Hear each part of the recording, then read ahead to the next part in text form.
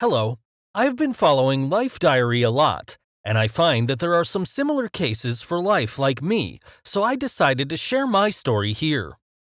My name is Elias. I am 18, and this is my brother. He was exhausted with plans to find happiness for us. We are confident that this world retains something good to compensate for the losses we suffered from birth. Ever since we were born, the two of us were unlucky.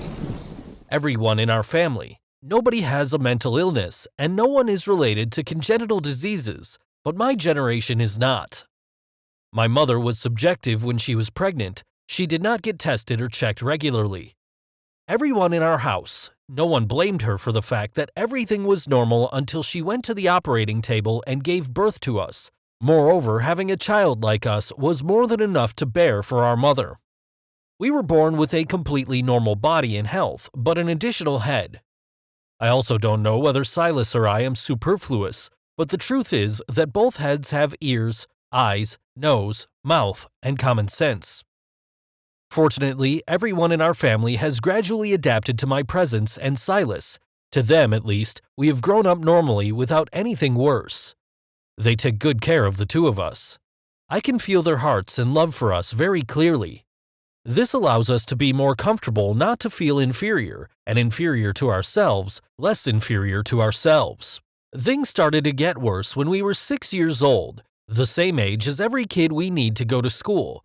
So did we. The first time we went to school in shame, we didn't even have a friend. They all screamed and frightened when they saw us. The others created tricks and mocking us. We went to school in a bad and depressed mood. Both Silas and I agree that without our parents wanting us to go to school, we would not be here anymore and we would quit school. Situation does not prevent us. A blueprint has been made. We have created a positive way to change the way people see us. Starting from appearance, although we can't hide one of the heads, we can make them more visible. We cut our hair as short and neat as possible, always keeping our faces bright and smiling on our lips. Next is learning. Every child who wants to go to school wants to study well and get good grades. It was great because we had two heads. We share what we need to learn, and our scores increase day by day. Teachers and friends had a better view. We started having friends. They appreciate and admire us. Our parents were very proud of that success. When we grew up, 15 years old, we had other interests outside of school. I love cakes, video games, and Silas likes my new classmate, Ladia. She seems gentle. Her smile is beautiful, but it's not attractive enough for me. I want a strong and stylish girl who can accept abnormal people like me and Silas. On holidays, instead of lying down to eat cookies and watching movies, Silas grumbled that he wanted to go to the girl's house to snoop on what she was doing. It is difficult to understand what is called love.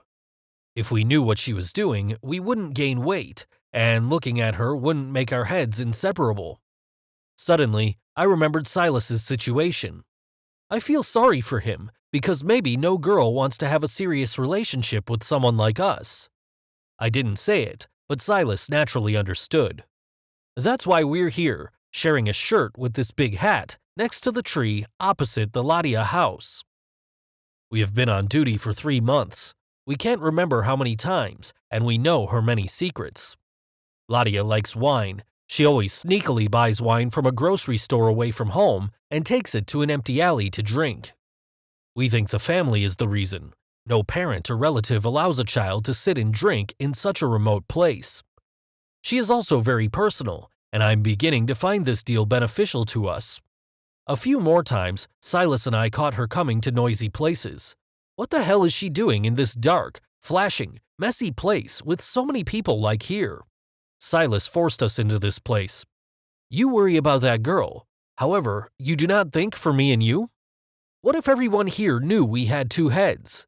Silas pulled the hat over my head and entered what we thought was a nightmare.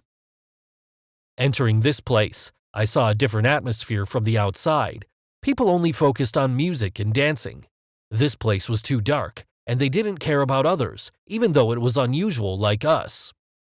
I like this place. Suddenly, I saw Ladia. She was not like what I thought before. She became a different person.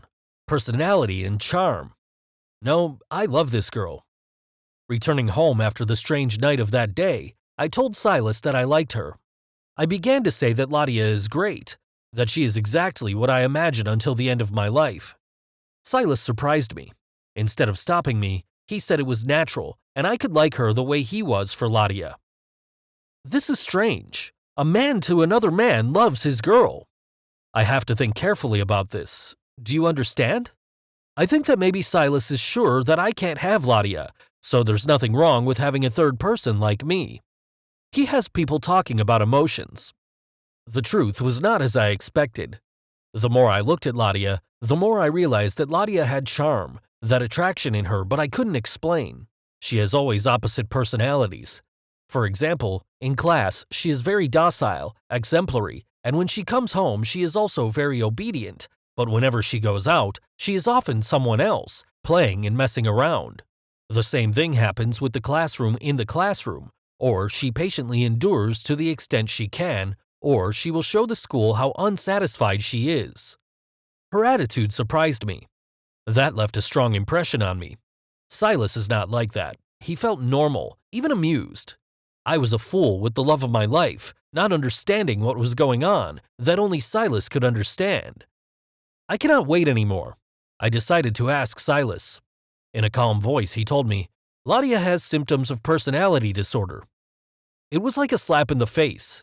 I realized and understood all the confusing things before. Although she's not like us, she only has one head, but she has two ways of thinking. Amazingly, she makes it like the perfect choice for both of us. Silas will love her gentle person. The rebellion in her will be mine, and I am happy with the thought that the deadlock in the past few days has been resolved. I really understood it was floating out of my head.